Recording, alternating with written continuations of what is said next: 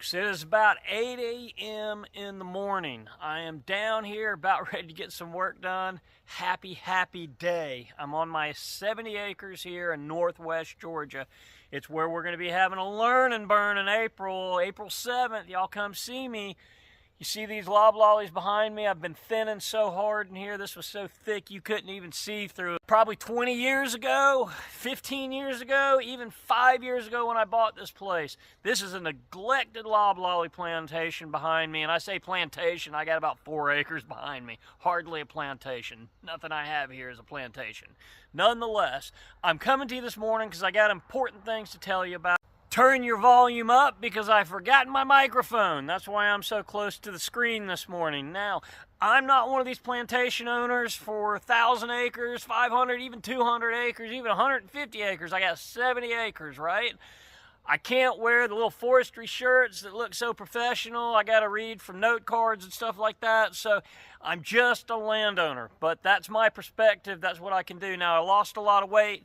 If I back up, see, my clothes are falling off. I look like a homeless man in my woods, but that's all right. I am not buying a bunch of sick garbage to wear out here and tear up in the woods. I'm just not going to do it. So here I am, and I'm here to talk to you about this right here. The people that are sponsoring our Learn and Burn, they are called the Georgia Forestery Association. Now, nothing I say is going to truly represent whatever it is that they do and believe, because I am just a member, a landowner of them. Now, I probably wouldn't be a member of them if I was truly upset about what happened in the past. What happened in the past is we overplanted loblolly plantations everywhere, and now they're not worth any money. So everybody's scrambling trying to figure out what to do. Now, in their defense, I am an opportunity kind of guy.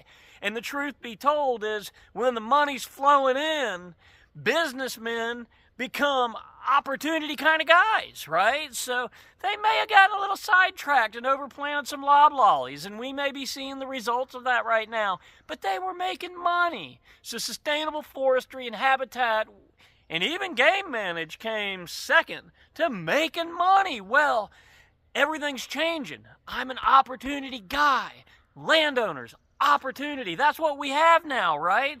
We can come in here with this opportunity. We can produce game management. We can do sustainable forest. We can make the changes that need to be made to conserve our Georgia forest, right? Now, I'm going to get into these notes now. I'll get through them as quick as I possibly can. All right. There's an article in that magazine I just showed you. It was written by Walter Rabin. He is the Georgia Department of Natural Resources. I don't know what he does for him, but that's where he works, and he seems like he knows a lot of good stuff, right? I'm not going to quote him exactly. In my Sunday school class, I would say that this is biblical. That means this is my interpretation of Scripture. Now, this would be, I guess I got wildland biologist buddies. This would be bobology, right? I'm a bobologist, right? So don't take me word for what he said, because that is not the case. This is my interpretation of things that he said. Again, I'm just a landowner. Bear with me. Okay, what y'all need to know is 90% of our Georgia lands, forest lands, are privately owned lands. A lot of them, I bet a large majority, loblolly. Now's not a time to get mad about all the loblollies in Georgia and hate on loblollies, right? Don't get mad, get glad. That's just how it is. Opportunity. Let's see what the opportunity is, right?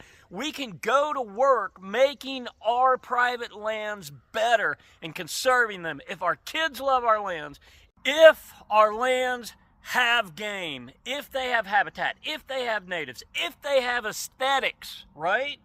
We are improving the property value of our lands. At one time, folks, loblolly, timber value in Georgia, that's how you improve the value of your land. Well, those days are past us now, and that is opportunity for us to conserve our lands and make them better. When we make them better, we make our land more valuable. Our land is far more valuable than any of the trees that we plant on it. But if they're valuable, people are going to want to sell them and conserve them. We're seeing that right now.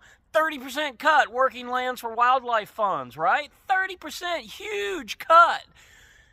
People are going to be selling private lands. All these nonprofit organizations, government organizations that have large land holdings with a 30% federal cut, and that's their funding, guess what? They're selling land from our parks and WMAs and different places. They got to have working capital. They're going to lose all their people that can't operate, right? That is not the way to conserve. The way to conserve is to make our children love this land. So no matter how valuable it gets, they don't want to sell it, right? But it'll still be their biggest inheritance, their biggest investment will be this land, and we want them to love it by making it better, okay? So we need to improve our lands. Today, wildlife habitat, native plants, game management, that's the game. That's how we're going to make this land more valuable, not loblolly. That doesn't mean loblolly's bad. As you can see, they're behind me. I'm making them work. I planted more up on the hill up here. I'm going to turn that into a savanna. We can still preserve future timber value for our kids. We can plant longleaf pines. We can plant shortleaf pines. No, they're not going to bring a quick return, but guess what? Loblolly aren't bringing quick return either, and they're full of damn pine beetles now. We don't know what to do with them, right? So today, the way to go is wildlife habitat, natives, and aesthetics to improve our property value. Now, something cool about loblollies is this stand was neglected 20 years behind me, right? I can come in here, open this stand up, run fire through it.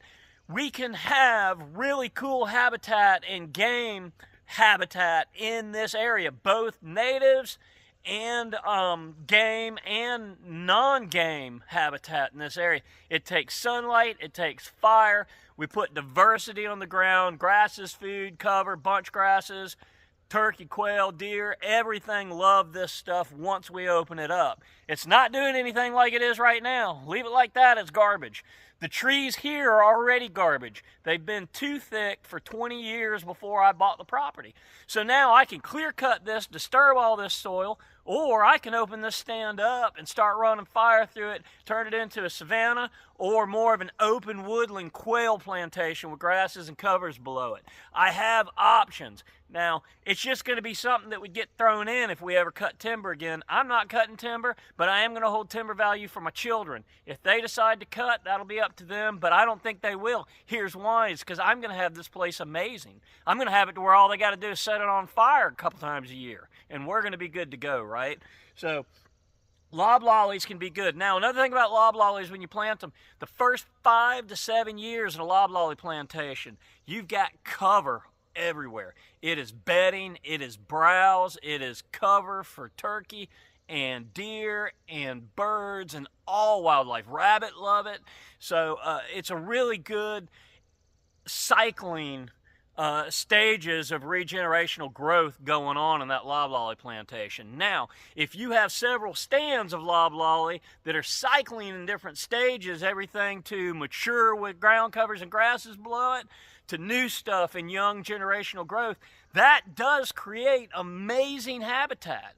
Unfortunately, the trees just aren't worth anything right now. Maybe they will be in years to come, but we got to make the best of what we have. So that's not enough. We've got to get in here and create openings. We've got to get in here and thin and burn. We've got to take care of our SMZs, open them up into open woodlands and our bottomlands, our river bottoms. We can make improvements in all those areas. We can do native orchards, regenerational food plots, pollinator plots, all sorts of different habitat. We can even cut sections out and plant a stand of longleaf pines. You can cut another section up on a hill and plant shortleaf pines. Get that diversity going. Take care of your SMZs. Your old loading docks, plant them with natives, man. Start regenerational growth and maintain them with fire, right? You can still have your big food plots. Maybe don't keep tilling it, though, and throwing the fertilizer and the lime at it. Start with a no-till drill. Start working towards natives and cycling that stuff out and getting better habitat down there. If you improve all the habitat and you've got a 30-acre food plot of longleaf pines that you're burning and that are opened up, you don't don't need that food plot to produce one cool season crop or a bunch of corn every year. You're going to have food all over the property, and that's going to be annual, that's going to be perennial, that's going to be summer, that's going to be spring, that's going to be fall, that's going to be winter. Native stuff that's growing, and you don't have to till and kill your soil, right?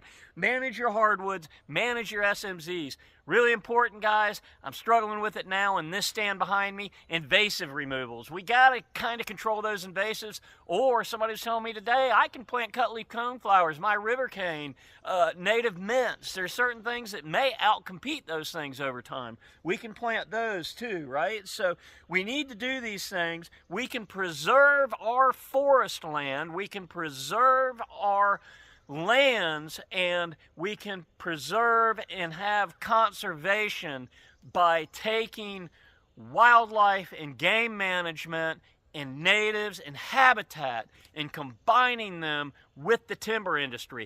That was never possible before because our value is in these damn loblollies, right?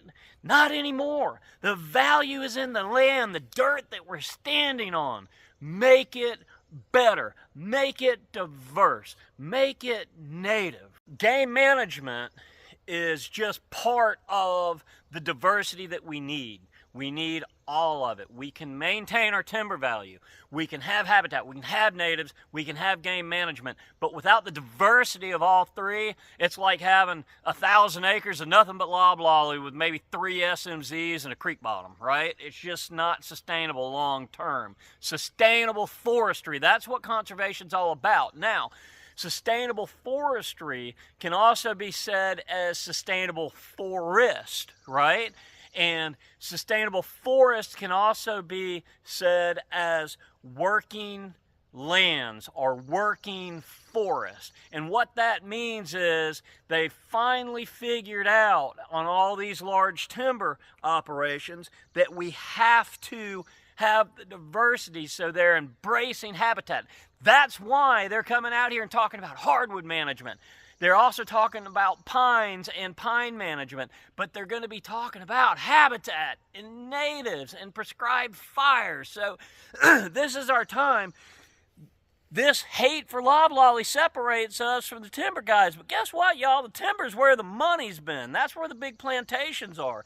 We have to get on board and work with them because right now they're getting on board with working with us. And that's because these loblollies behind us aren't bringing the value that they used to. But they still love their land. They want to conserve their land, and they want to make their land better for children, future generations, game management, a lot of them for native habitat as well. So we're going to conserve our lands this way. Now, hunters in Georgia. Did you know that hunters in Georgia bring $2 billion into our economy? $2 billion. Look, y'all can hate hunters and y'all can hate timber people. But I don't know how much the timber industry brings to Georgia, but I tell you, it's huge, right? And $2 billion coming in for conservation from hunters, oh my God, that's a lot of money, right? So it's really important. Now, the hunting industry as a whole, between government and private, 20,000 jobs in Georgia. 20,000 jobs in Georgia are focused around game management, hunting. This is how we conserve land for future generations. This is how we keep developers at bay. This is how we make our children love our properties.